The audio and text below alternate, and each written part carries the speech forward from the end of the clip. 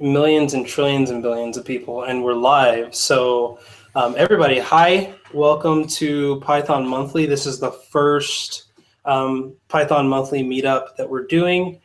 For those that don't know, Python Monthly came originally from the Python Thursday Hangout, which happened every single Thursday. And we decided we liked that so much. When that ended, we were going to continue it, but to continue it on a monthly basis. So now we are here, and we're going to take this first session to kind of introduce the leadership, as well as talk about what we're doing, talk about our first project, and get some great ideas. And I want to let everybody know that we are monitoring the YouTube. So if you do have a question at any time, feel free to ask. The YouTube, like the Facebook. If you have any questions, be sure to ask them, and we will definitely get to those. There is a little bit of a delay, so don't think that we're ignoring you. Kenneth is going to be jumping on and making sure that they get answered as quick as possible. So with that being said, Kenneth, introduce yourself, please. Okay. Hi, I'm Kenneth. I teach Python and Django and all sorts of fun things at Treehouse. Been hanging out in the Slack on Code Newbie for a while, and yeah, ready to be here as a guide or whatever. Don't expect me to write a lot of code. Well, we'll see. I think you'd probably be better off writing the code than me, because I tend to fumble through code when it comes to live presentations. But see, that's why I'm here, and then I get to be like, oh no, do that instead, and then I look cool, and the code comes out okay anyway. Yeah, so I'll introduce myself. I'm Jay Miller. I am an hobbyist Pythonista. I do a lot of Python on the side, as well as for my own projects. Such as productivity and tech, as well as ShowNoter and a few other things. And I have been learning Python for the past 2 years, pretty much the entire time with Code Newbie and on my own. Kenneth, how long have you been doing Python? Oh, God.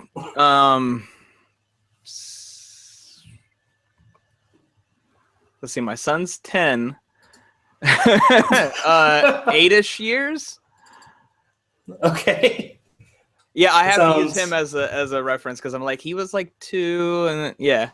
So yeah, 7, 8, 9 years, something like that.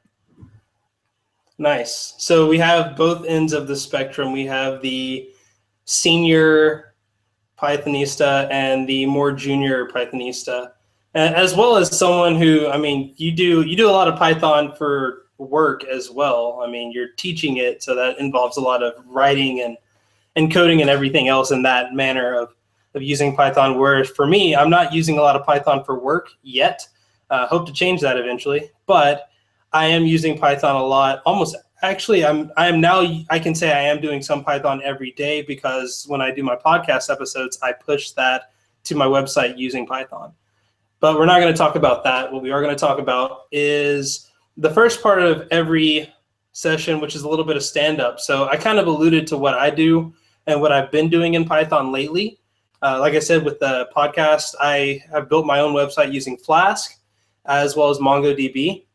And I have been building controls to allow myself to create my show notes dynamically and post them to the website, and to upload my videos and tie them into my Libsyn subscriptions, and doing all of that through Python, which honestly, it saved me a lot of time. It actually saved me so much time that I'm now able to do a daily podcast instead of just doing one weekly, because it literally shaved off almost an hour of like editing prep stuff to get things going. So that's really what I've been working on in Python as of late. Kenneth, what have you been working on? Most of my Python is involved in teaching. So, it's weird, because it's not like full-fledged projects or applications. It's like, hey, here's this thing that'll let me teach this thing to these people. So I've just wrapped up a bunch of Django stuff. So been building a lot of Django bits and pieces. And And the thing I'm currently working on is using the Slack real-time messaging API with Python. So I've been building a Slack bot at work for doing some random things. Slack's a giant pain in the butt, just by the way. So I'm gonna do a little workshop over how to consume and throw things into the real-time messaging API for Slack with Python. That's going to be in your live coding session this week? No. So yeah, a new thing we're starting at work, I am starting at work, is every Friday morning, morning my time. I don't know where you all live. So 10 a.m. Pacific time, I'm going to start doing a 2-hour live coding thing where basically over the course of the week, you all or people on Twitter come up with ideas for me to build, and then I will build something live in a couple of hours as much as possible. So this week we're doing a world travel blog kind of thing. So it's a blog, but you get to pinpoint each post to somewhere on the planet, which pinpointing posts to places on the planet is a fun thing to say multiple times. And then you'll be able to see all the different places that you've pinned things. So you can be like, oh, I wrote this one in Greece, and I wrote this one in New York, and I wrote this one in Vancouver, and whatever. And then ideally I'll show dots on a map for where you wrote things. That's pretty cool. We'll see if I can do all that in 2 hours. I think you can, but we'll definitely add that to the description of this video, as well as we'll provide a link to it. For those that don't know, we do have a couple of things. We have a GitHub organization, and in order to work as a quote-unquote contributor to the actual projects that we're going to get into later, you will need to be a member of that organization. The instructions are really easy on how to do that, as well as our Python Monthly Slack team. That is where you'll get most of the information before everyone else. Unfortunately, both of us do have full-time jobs, so unfortunately we can't sit on Twitter and just wait for Python Monthly information to go out. But who knows, one day maybe. But if you want to get information, definitely check out the Python Monthly Slack team, which the link is in the description. And also, if you want to work on the projects that we're going to talk about soon, then check out the GitHub organization, which can be found at github.com/python-monthly. So the next part that we're going to talk about, we kind of covered the stand-ups. We're actually going to do our sessions a little differently, and I'll get into detail about that a little bit later. But we're going to do a presentation. I'm going to actually present my little talk that I have prepared for this first session called What is Python Monthly? So I am going to switch over and share my screen.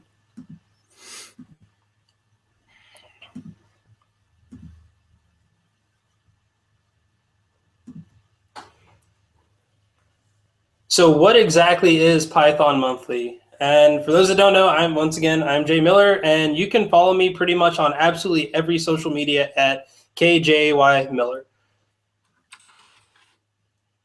So seriously, what is Python Monthly? What is it? Or as Gur would say, what is it? Python Monthly is an online community focused on developing Python developers. And that's simply put. When we started Python Thursday, when Code came out with Python Thursday, it was honestly, we thought it was just going to be like a single day kind of thing where people would jump into a Slack channel that day, go into the Hangout, and then disappear. But it turned into a community of people, like hundreds of people that were learning Python and becoming friends with each other. Like I met this guy through Python Thursday. And, he's helped me so much, kind of working as a mentor towards me learning Python. And we feel like we could both continue to do that for not just the people that we've met in the Python community, but for new developers as well. So we do that by giving talks, just like what you're hearing right now, learning Python, doing actual code lessons and walkthroughs. And we'll need your help in discovering what you want to learn. And doing projects. And I talked about the projects a little earlier. The projects are definitely a big part of this, but it is the part that goes on behind these meetups. It's the things that we're doing to keep in touch with each other, to develop our skills, aside from the 1 to 2 hours that we're on YouTube talking about this. So why does it exist? I'm getting like an echo. I don't know if that's... Kenneth, are you good? For some reason, your slides are not showing up on the stream. The stream is just me. Oh, let me try and fix that really quick then. Yeah, let's see if we can. Like, I can see them in the Hangout, but on YouTube, it's just me. So people are just watching me stand here and watch you make slides. So. Just hearing me talk. Okay, so How about now? How does that look? Hold on. Waiting for it to catch up. And yeah, now we got slides on the stream. Oh, okay, so we can actually see. So yeah, Python Monthly. Kenneth worked really hard on that design, so I definitely want to show that off. I spent like a whole 30 minutes. Yeah, and I worked really hard on finding this GUR video on YouTube. So seriously, like, why does it exist? We already talked about that. Most of us are going to work as a team. Obviously, we could sit there and we could get on Twitter and get on Stack Overflow and GitHub and work on our own. But when you think about being a Python developer from a career standpoint, very little of that is you just doing work by yourself. I mean, you might have your code and you might be coding like your bits of it by yourself, but you're going to be working as a part of a team. Whether it's contributing to open source code, you're going to be, working with someone else's code and possibly asking them questions and learning how to coordinate and communicate with them.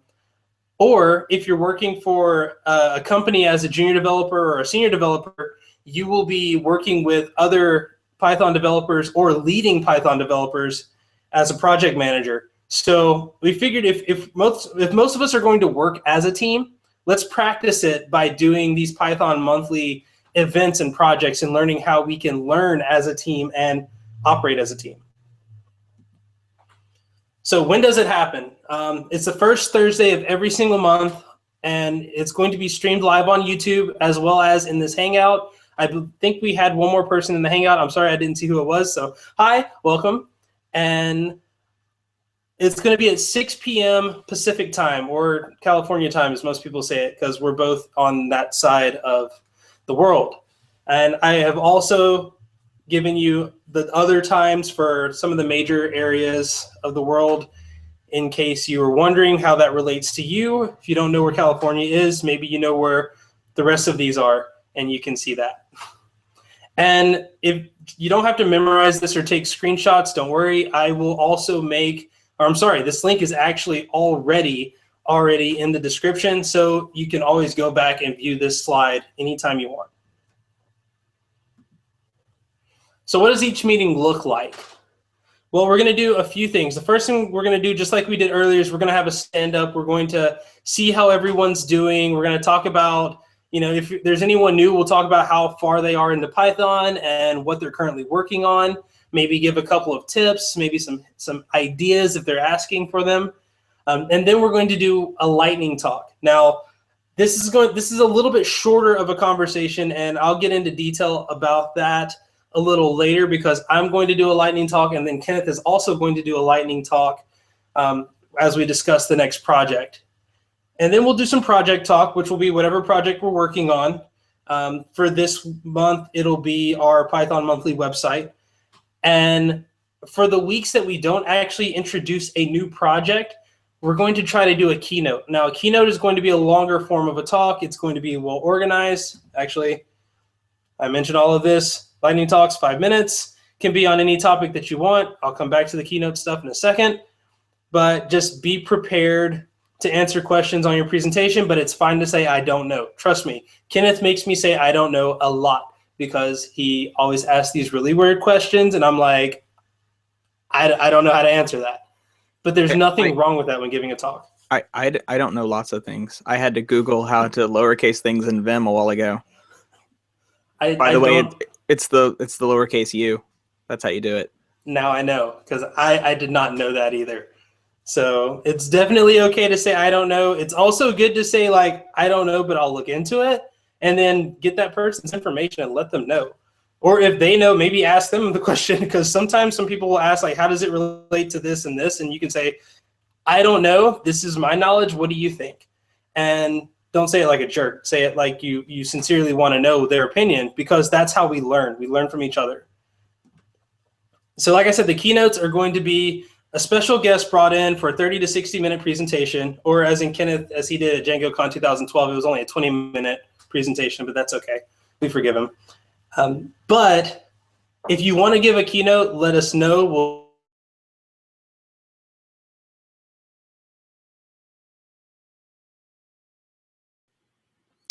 So I don't know where he went. I'm gonna guess that his internet dropped. Can I get thumbs up or anything in the YouTube chat if you can still hear me? Since nobody's in the Hangout other than me.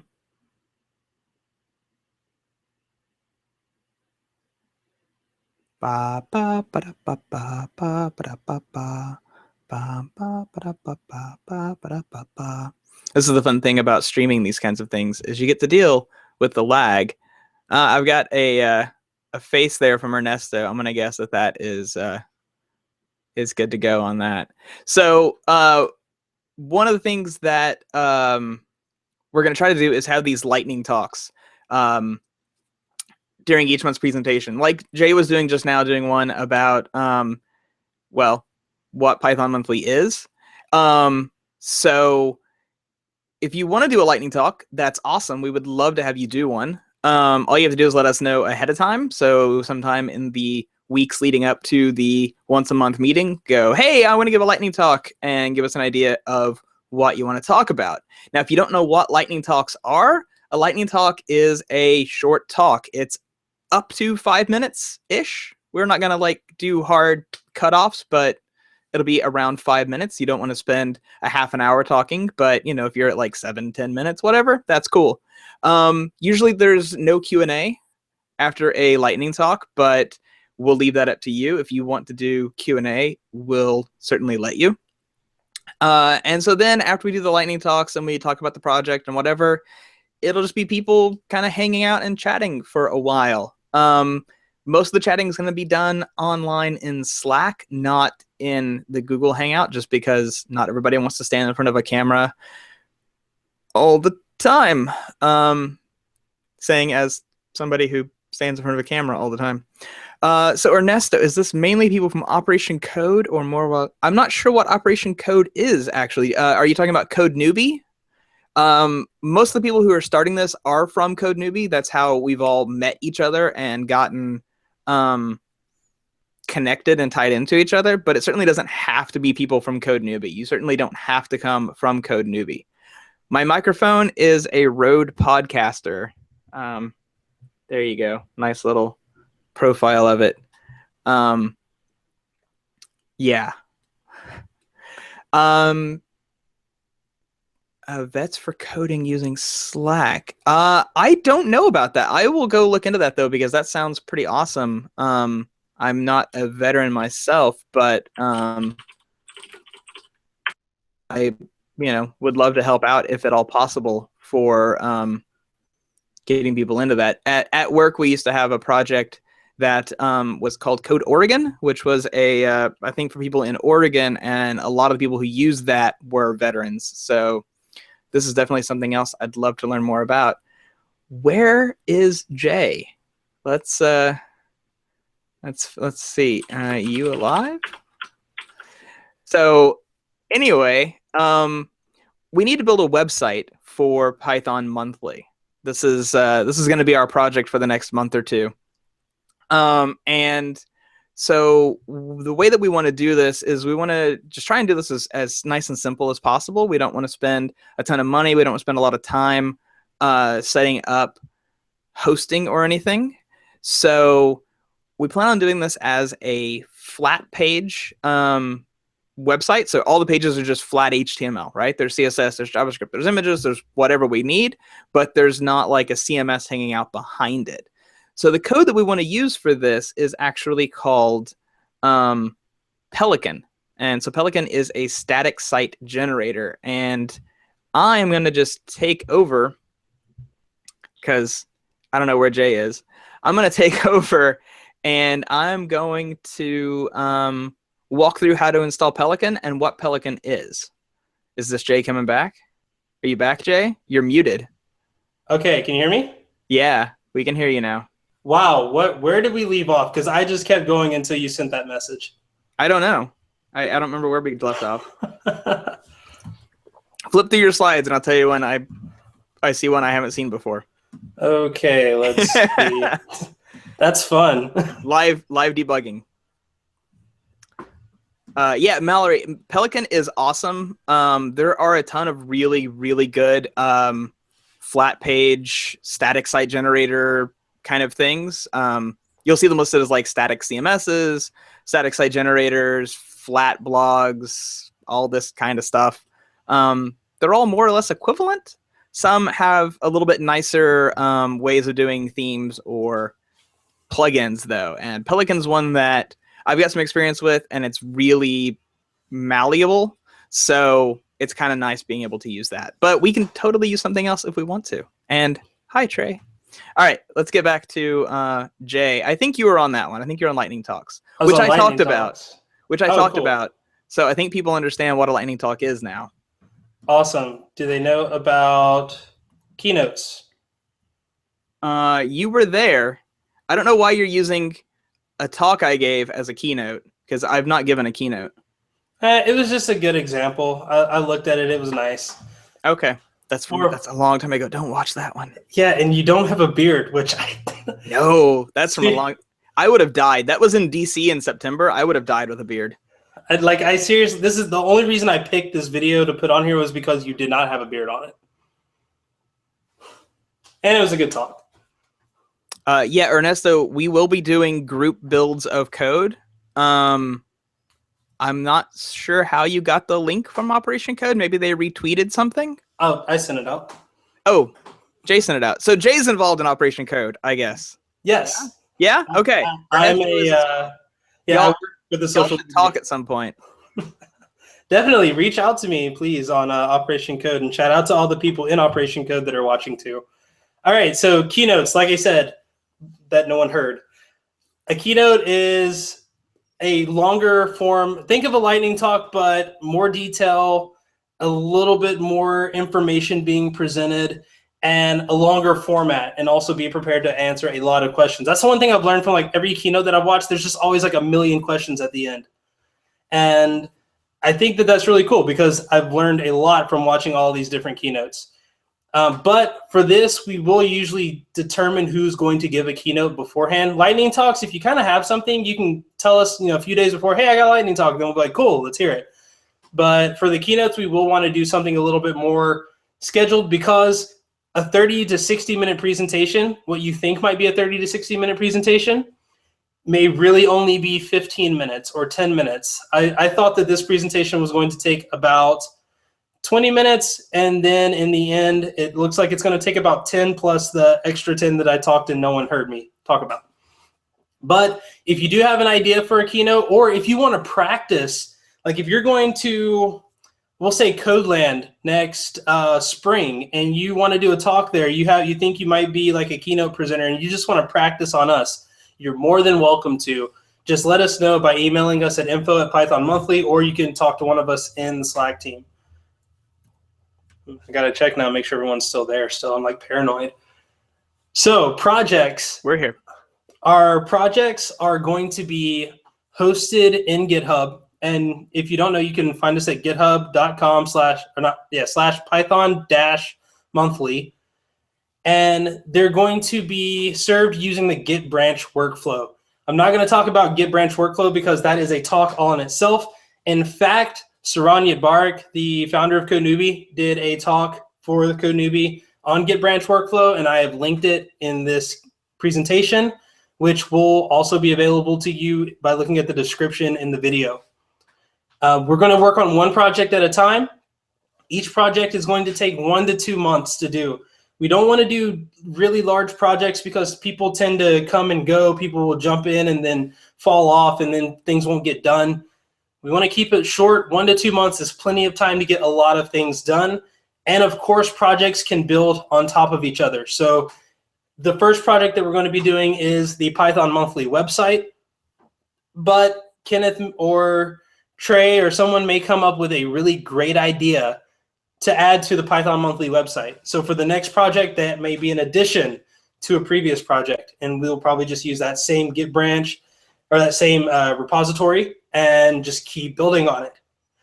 There will always be a project leader, but it won't always be us. Reason being is I am pretty good at some things. Kenneth is really good at some things, but we're not perfect in absolutely every single thing that we do.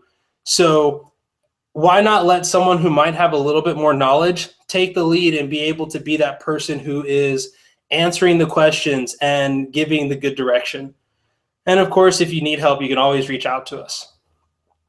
And the next part was something that Kenneth taught me a long time ago. Make sure you're writing about the things that you're doing. And we want to encourage that by offering up an area for you to publish your blog posts about the things that you've learned during that project. It doesn't have to be a really large presentation. In fact, it can be a few paragraphs saying, I didn't know how to do this, but then I learned that this, and this does this, and here was the end result. So it's great because a lot of companies, especially if you're new to the development world and you're looking to land that first developer job, they want to know what you're working on. So they'll be able to see these projects. They'll be able to see the things that you're learning through these blog posts. And you'll be able to actually show a little bit of your knowledge.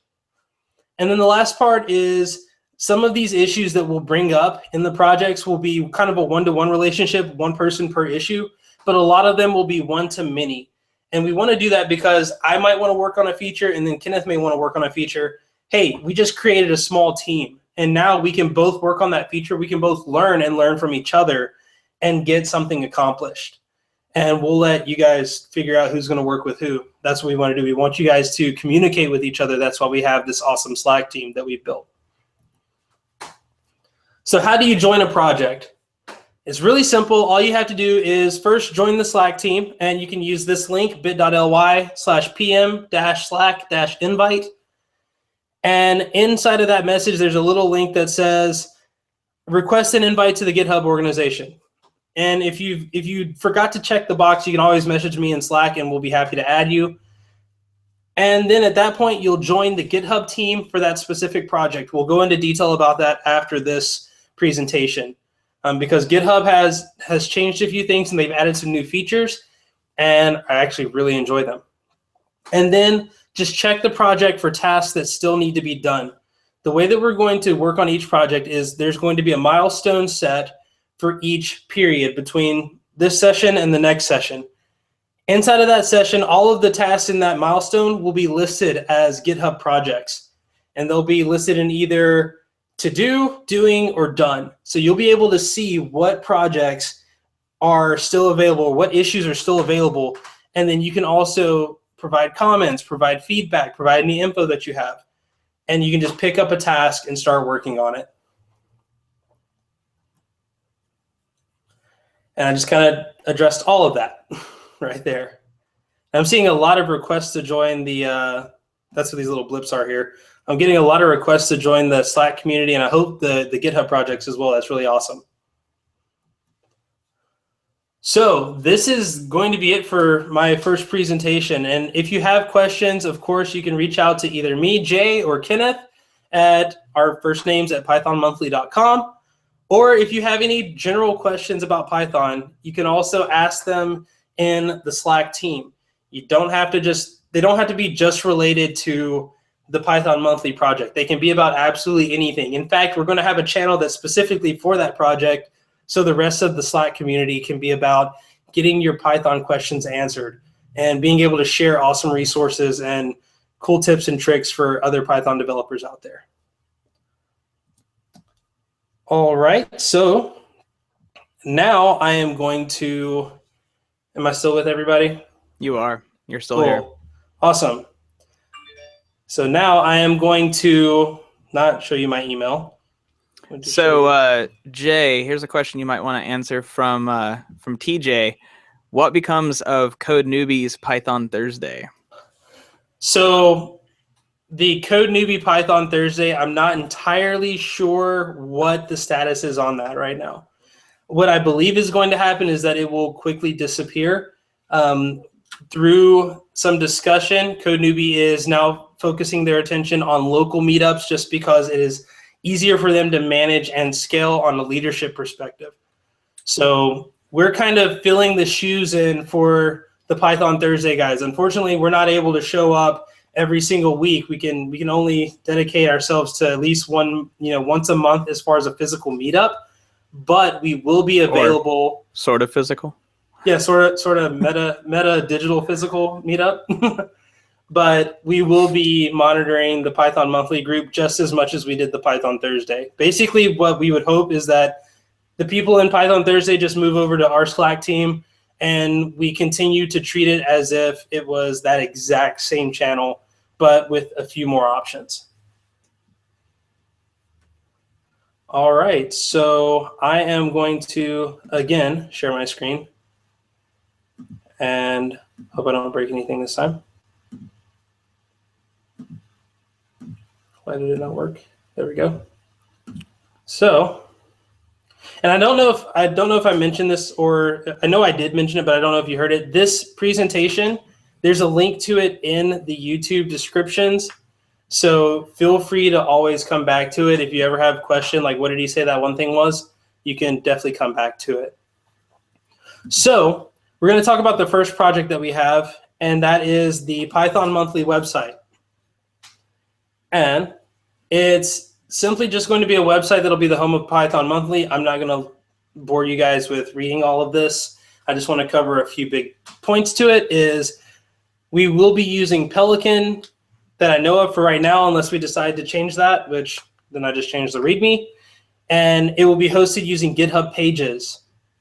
And there are also some really great links and guides to how to get both of those set up and how they work well with each other, especially this one, because it is from Pelican to show you how to publish to GitHub.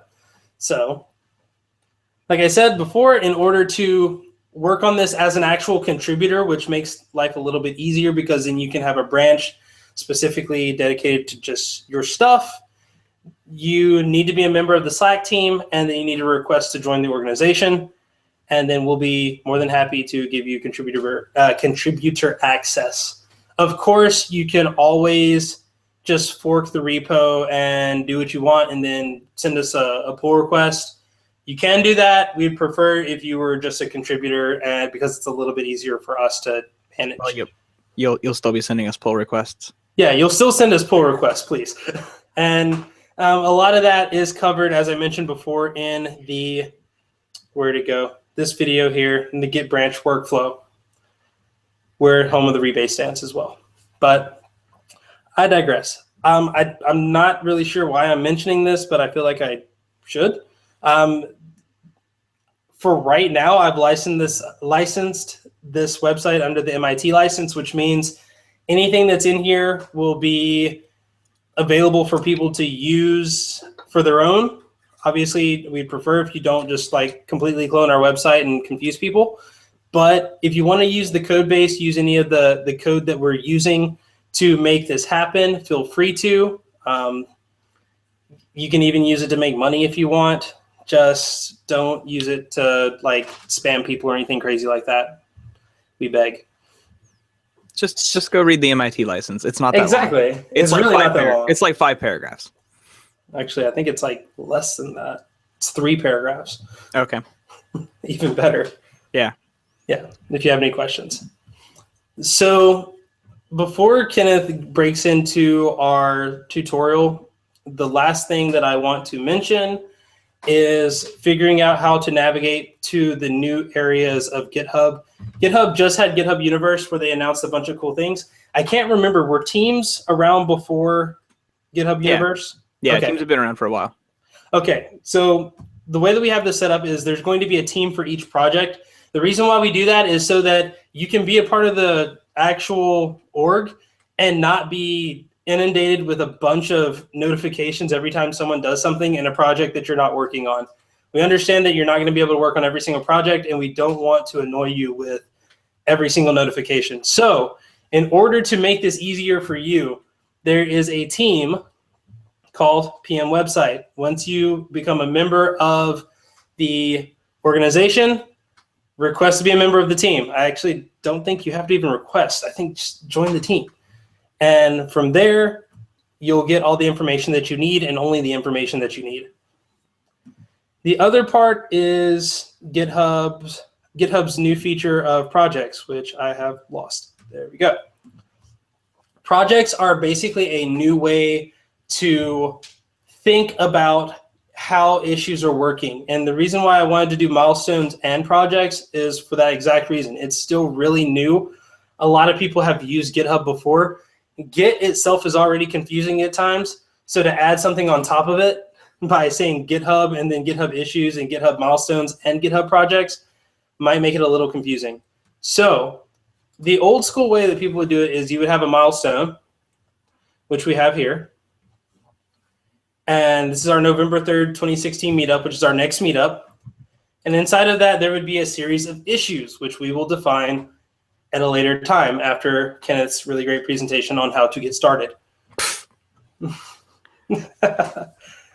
After that, once you see an issue here, you will be able to, you can assign it, we'll assign it, and you can write comments on them, and you can start working on them immediately. Don't wait for someone to give you permission to work on something. Like if you see it needs to be done, do it, and then send us a pull request when you're done. But the easier way to see this, and I'm showing you this because I wanted to really let you guys see how easy it is this is going to be our project tracker. So third, yeah.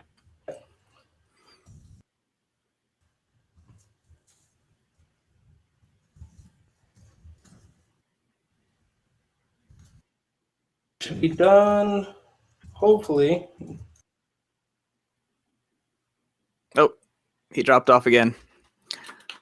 Message him on Slack.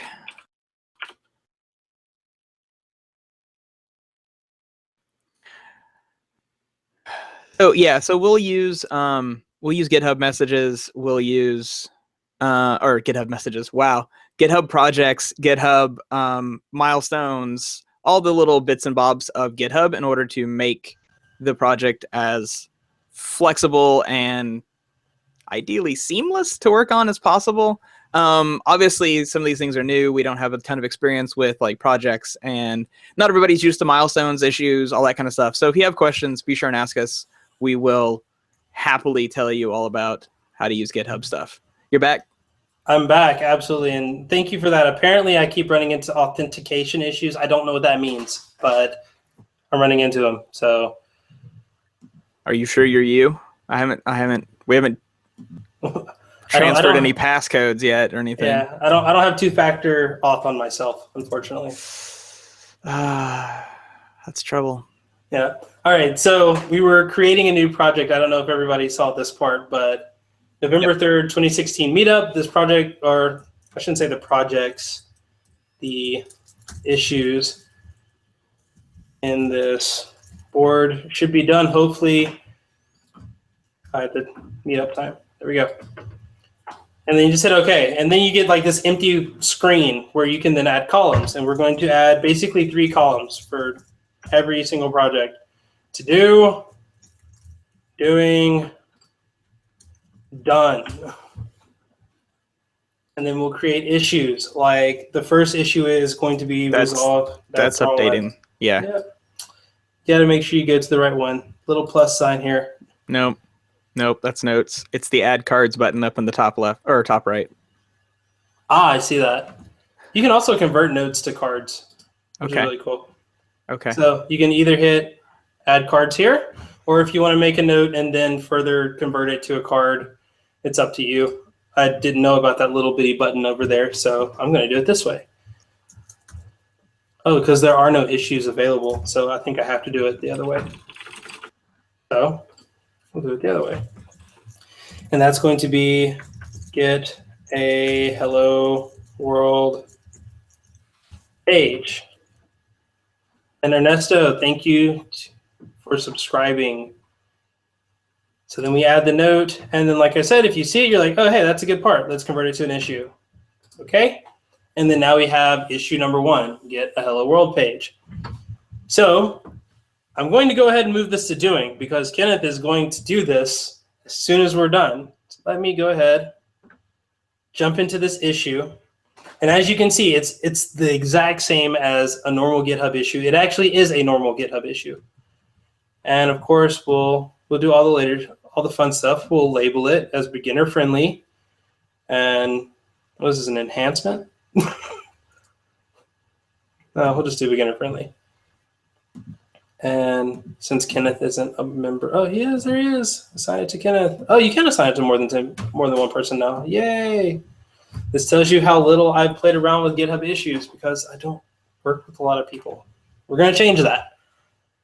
So, Kenneth, at this time, please show us how to use Pelican and GH pages.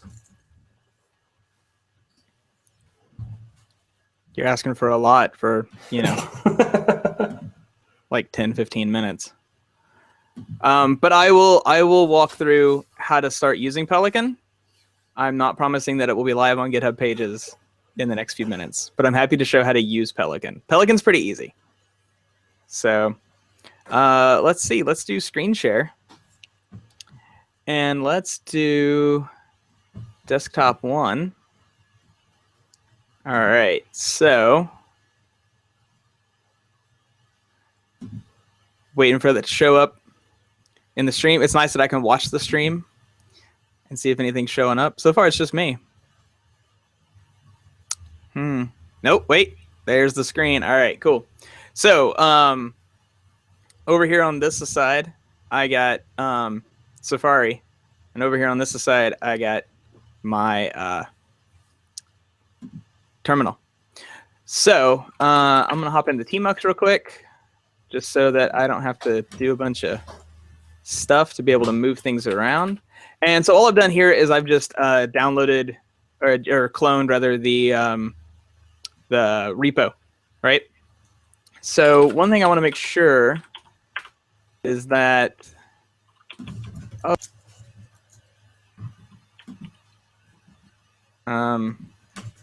right. So I'm going to make a virtual env. We, by the way, will be using Python 3 for all the projects, unless there's some reason why we absolutely can't. So y'all get used to that. And then I'm going to activate the virtual environment. And then 2 things. I'm going to install Pelican, and I'm going to install.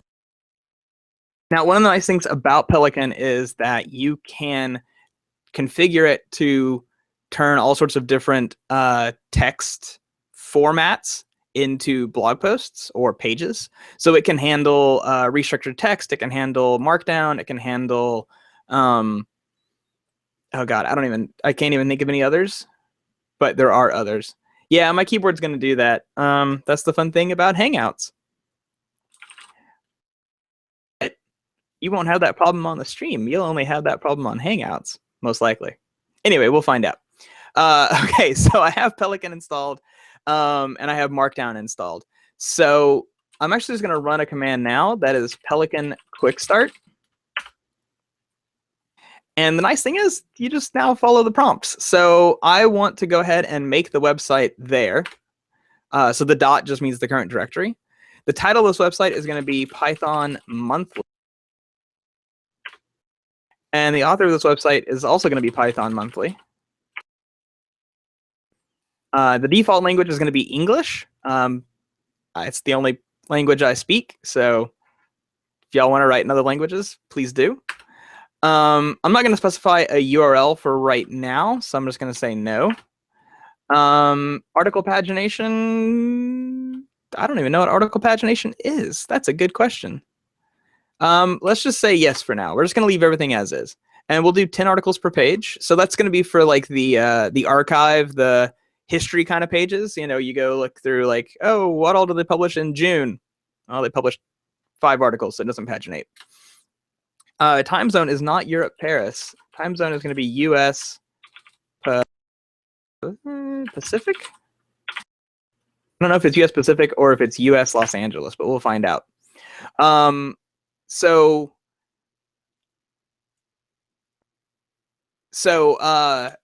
Sorry, I was just seeing a thing in chat. We will see you later, Ernesto. Have a good night.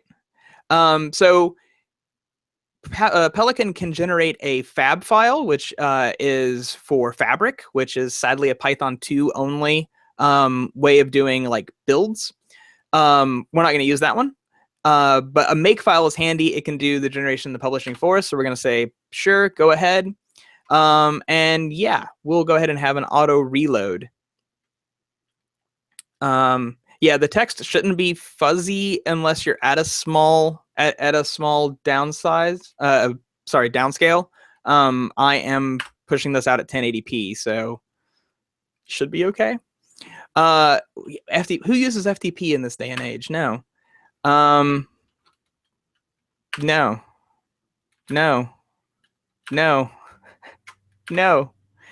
Yes.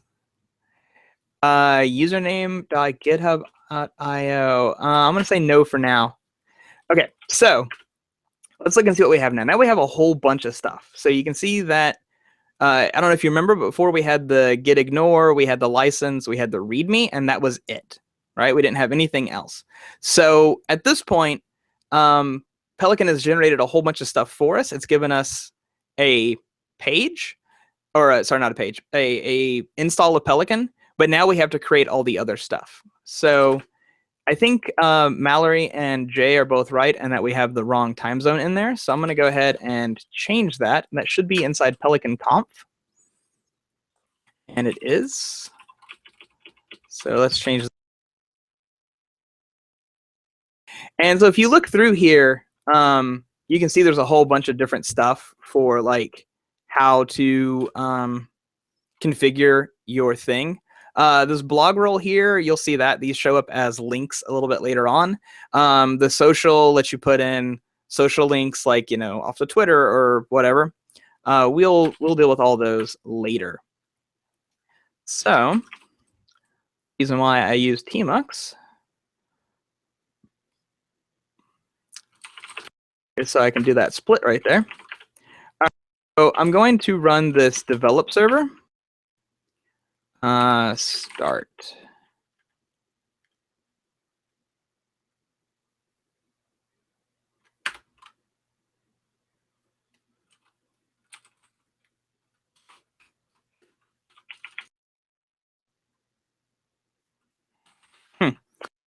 That used to work differently. So m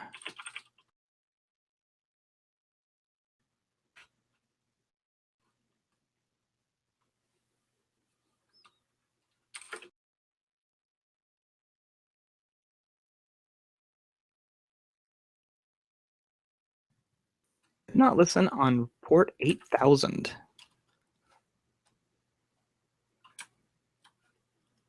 You gotta love when the documentation tells you things that don't work. Woo! All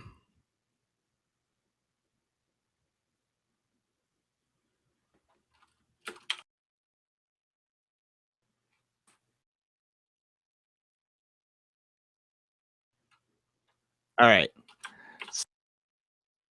Over here. Cool. Okay, so there's the site. So we've got our name up here, the Python monthly name. Here in the social, these were the things that were inside that config file.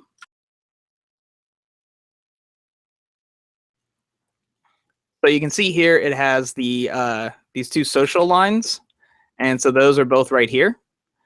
And then you see it has these 4 links lines. So those are right here, 1, 2, 3, and 4.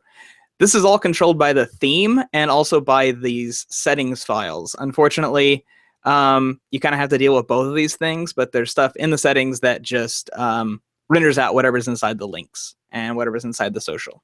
So feel free to change these around as you see fit for your own individual sites. because, that's probably what you want to do. Something to point out while I'm in here that will be handy for us is these two items right here, which are the author feed Atom and author feed RSS settings. These will let us have RSS settings like per author if we want to specify multiple authors on blog posts or multiple authors for multiple blog posts. So if we end up setting this up to where, say Mallory or Trey or whoever has their own blog on here, then you'd be able to publish out a RSS feed of your blog posts as opposed to just everyone's blog posts. And that would be really good because you can then lead people to just your posts, like especially like if you're applying for a job. You can say, here's the blog that I use to contribute to Python Monthly. You sure can.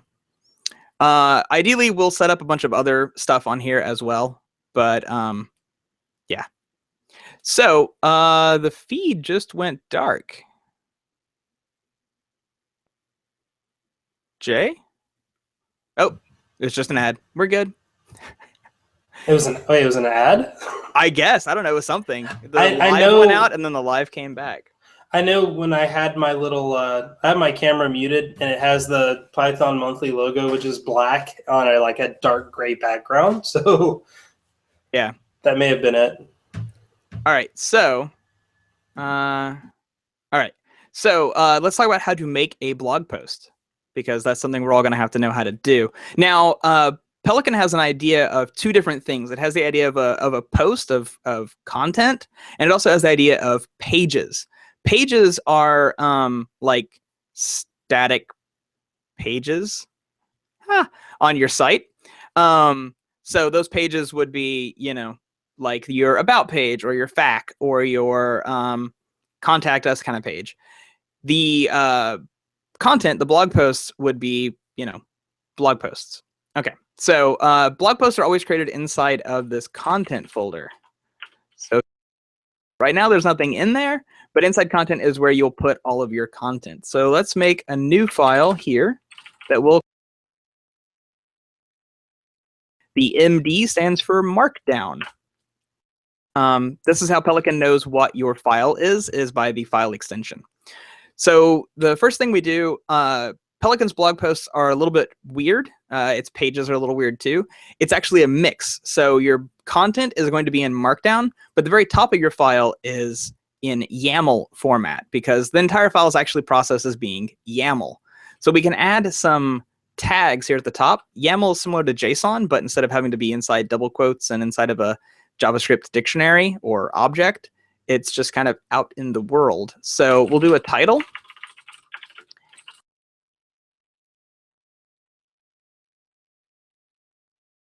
And we'll do a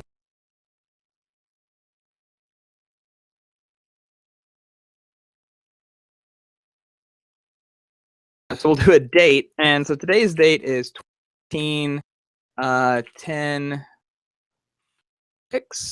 and it is currently, I'm gonna lie and I'm gonna say it's 1900.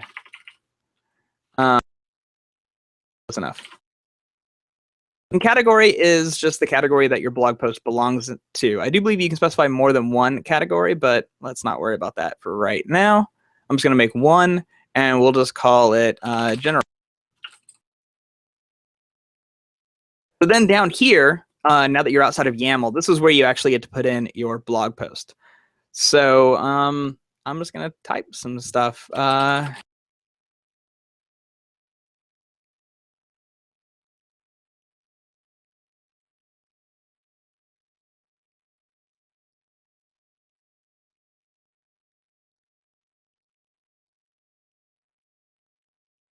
End with periods.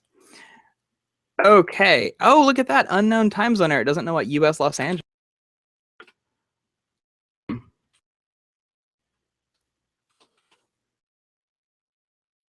Go back and it's.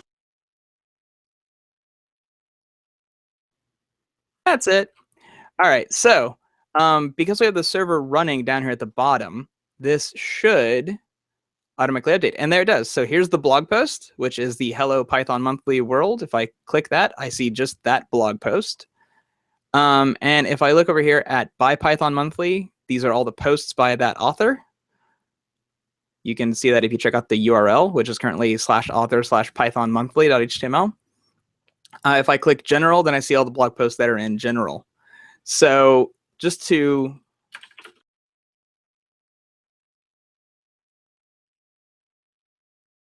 be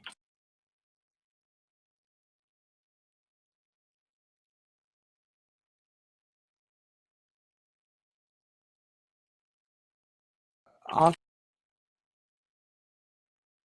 and date, if this was tomorrow, early in the morning, first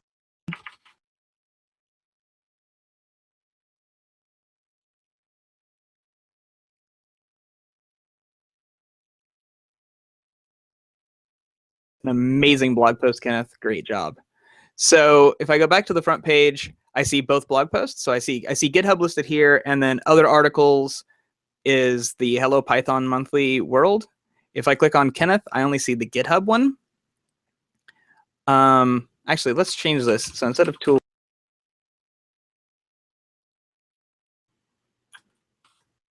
so now this one's in general. If I click general, I see both of them, right? If I click Kenneth, I see just me. GitHub, I get just me. Python Monthly, I get just that one. So it's normal basic blog thing, but I'm just editing flat files. I'm not having to edit anything else. So that's really great. All of this is listed in the quick start guide on docs.getpelican.com. If you check out the writing content link, there's a list of all the different metadata, and the metadata changes if you're using restructured text as opposed to Markdown. Personally, I'm a really big fan of restructured text. Any of you who have done a decent amount of Python documentation using things like read the docs are probably also fans of restructured text. It's not always the most fun way to write things, though. At some point, we'll do a talk over restructured text. Who knows? But do read through the writing content, especially like the linking to internal content and stuff like that. There's some really useful syntax highlighting. There's some really useful tools in here, especially if you end up using Pelican for your own blog. I'm not going to worry about the publishing tonight, Jay, but let's talk about how to do plugins and themes, because plugins are kind of cool. I don't know that I'll actually show this either, but we'll just talk about it in the docs. So there's actually a GitHub repo called Pelican Plugins, and this is a list of all the plugins that are available for Pelican. So the general way of doing this is to clone the repo down to your machine and put a path to all the plugins. We'll likely just keep this inside the repo, or we'll encourage you to keep it inside the repo, but we'll actually git ignore it so it doesn't get pushed up all the time. Then you get to list in this plugins list here the plugins that you actually want it to use. So a lot of these are really great plugins, especially for things like this where we want to have multiple people, and where we want to have code stuff, right? So like code with line numbers, and maybe we just want to throw in bootstrap stuff and figure references if we want to get all technical about, you know, white papers or something. So go read through this list of plugins as well. There's some really, really awesome ones in here. And if you find something that you're like, oh, this should be a plugin, there's actually a whole section in the docs about how to make your own plugins. So highly recommend checking through all this. Plugins are one of the best features of Pelican. Similarly is the Pelican themes, also a GitHub repo. And same idea. You clone it somewhere and you specify the theme. We will end up creating our own theme for Python Monthly, but we'll likely have it based on one of these others. And the cool thing is you can actually look through all or most of the themes on this website, pelicanthemes.com. So you can get an idea of what each of them looks like if you want to find one to use as the jumping off point for your own blog or your own site. So cool, there's that. I'm going to stop screen sharing. Boop. All right. So the last thing that we have to do, and I know we're hitting 7 o'clock, We haven't really decided how long these are going to take. I'd like to keep them within an hour, just 'cause I think people got other stuff they want to do. And we want to get started on the stuff, is look at some of the initial issues that we have available. And as Kenneth was teaching, I was writing, coming up with a set list of some early issues that we can look at, and I will share my screen again because it doesn't help me talking about it if you can't see it. There we go. So right now there's wrong way. There we go. Right now I only have created a few. They're all really simple. Get a hello world page. Kenneth already did that. Sort of. Well, we still have to push all of that up. So that still has to get pushed up to. Yeah, I will get an actual like GitHub Pages page live soon. Yep. And Not then, promising when. Yeah. So those are those first two. Get that front page up. And I said hello world page, but I really meant a front page.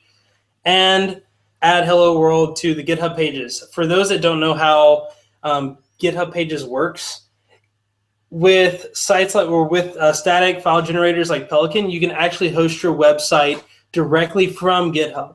It's actually one of the easiest ways to host your website, and it is free, which is always great.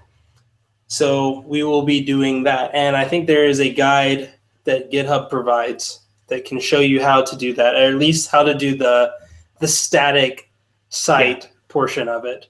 The Pelican to GitHub, I would definitely check out that link that I put in the README. But as far as how to configure a GitHub Pages branch and everything else, you may want to look at what GitHub has to offer. One of the other issues that we want is to create a section for YouTube videos. And I'm not quite sure. I'm not too familiar with Pelican myself, so I am definitely looking forward to learning a lot. But we saw how you have blog posts. Can you do something similar for YouTube videos to just create like a directory of videos? I would assume we would just create a post per video and just set the category as like YouTube or video or something. Works for me. So there we go. We might have, so someone's job for that may be just create that category. Like I said, a lot of these are going to be very beginner friendly. Also create a section for blog posts. Good thing Pelican already took care of that. So we'll have a lot of these closed by the end of the night. And then one of the other two are create a page for contributors. I thought that this would be really cool if we could see all of the people that are contributing to the website on the website.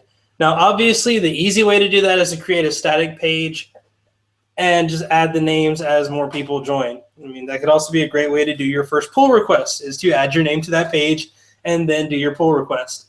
Yep.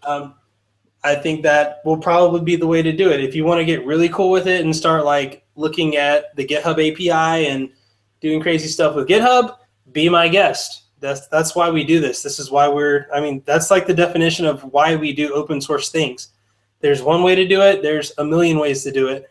We want to find the really cool and awesome ways to do it and then do them.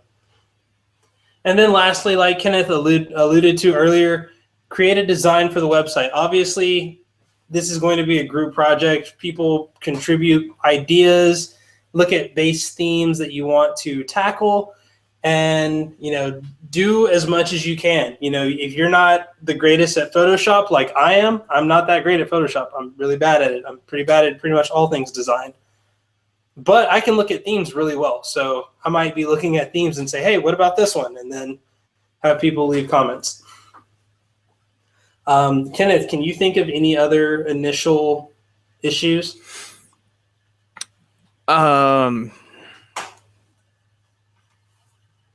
No, not off the top of my head. Yeah, I don't know. We'll find more issues as we do things. And that was going to be my next thing that I was going to say is once these are done, we'll just come up with more issues, or we'll say, hey, we have a done website. Sweet, awesome, project finished. And then everybody write your blog post on what you learned. But the cool thing about this is Kenneth has already gotten like the base model up. So you can start doing your blog posts today. Don't wait till the end of it to be like, oh, hey, let me write that blog post. Like as you're doing something and you learn something, oh, hey, cool, let me link to that and mention this is how I did it. And as more issues come up, if you find a bug or if you find an issue like on the site or you think it would be cool to add social media stuff or whatever, then just create an issue. Anyone can create an issue that is within, your abilities on the team. Just create the issue. We'll talk about it. One of us may come up and say, hey, that's something that we're not going to tackle. Like if there's Kenneth mentioned that there's a flaw in some of Pelican's code base where it gives you kind of an option for something that's only Python 2.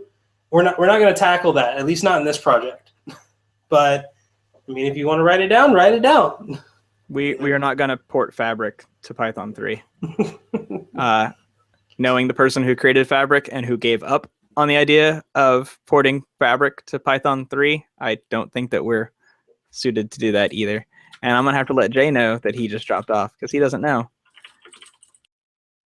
But yeah, so Pelican is pretty straightforward. I hope you all agree with me on that at least. And I definitely look forward to seeing what all you can contribute, because I know you all can. Absolutely. And I'm actually really excited to get this off the ground. And we've been talking about this for a while now, so that's kind of cool to see it start happening. But that is going to be it for this month. As I mentioned before, we will be adding, all of these videos will be available on YouTube. Hopefully they will also be available on this super awesome page that we're making. So feel free to come back and review them at your leisure. If you forget how to do something with Pelican, you can check out Kenneth's awesome tutorial in there. We'll also try to do like a quick recap and do key points. So it'll be chapterized. You can actually go to it and see where certain things were mentioned, where Jay fell off the Hangout 17 times. But that's it for this week. Kenneth, you got anything else? No, I don't. Okay. Not right now. The only thing I was going to say is we might wait and see if there are any questions in the YouTube chat or in Slack. If anybody wants to throw up some last-minute questions, feel free, and we'll give you a couple minutes to write something down, and then we'll answer it. I think as far as I think as organizers, Jay, you and I should probably have something we're going to commit to for the next month. So I will make sure and get the basics done for each of the different pages that we want to have. Since I have the most experience with Pelican, I can probably get those out the fastest. But I don't want to commit to a design just yet because design takes a while. Theming Pelican is pretty simple. I will bring that up. It uses Jinja 2 as the templating engine. So if you have experience with Flask and Jinja, then you will not have any problems, or at least not any major problems, with theming the site as far as building the HTML goes. The static assets and all that stuff, that's pretty normal. The only thing that's weird is kind of how themes are nested. They have kind of a weird directory structure. But it's not that weird. You just kind of get used to it. Okay. And so yeah, no questions yet. What are you doing? And I do have a good knowledge of how to use the Jinja templates, and I think I could probably take charge on the theming. I would definitely like to get people's ideas and their thoughts on what themes to choose, but I can definitely do some walkthroughs. Maybe I'll even do a live coding session. And all of this stuff that we're doing, if we ever say hey, we're going to do a live coding session, we'll throw that in the Slack channel. We'll let everybody know about it, and definitely try to make sure that we're being as inclusive as possible. This isn't just Kenneth and Jay building projects. This is all of us building projects. And I think we've already gotten a few people to join the Slack team. I can definitely say, I can't say that enough, join the Slack team, because I have learned so much Python. As I mentioned at the beginning, I don't have any formal education in terms of getting into Python. When I first started, it was I was arguing, what's better, Python 2 or Python 3? And then Kenneth came to the rescue and started explaining things. But since then, I have started actually taking courses on Treehouse, which I will shamelessly plug because it's super awesome, and you should do it and support Kenneth. Thank you. But a lot of other information that I gained was through showing up to the Python Thursday meetups, which is now this, and asking lots and lots of questions. No question is a stupid question. I started so many posts with, this might sound dumb, and then like 5 people after me said, hey, I don't know how this works either. So don't ever think that your question is too simple to be asked. Just ask the question and get it answered. I still don't see any new questions, so No, I think we're good. So all right. we will do this again next month. Absolutely. Remember, next month's meeting is November 3rd. If you liked the video, please like and be sure to subscribe. That way you'll know of any things that comes up. And if we decide to do any videos in between, we will be sure to announce them. But I guess for today, that's it. Everybody have a great night. There you go.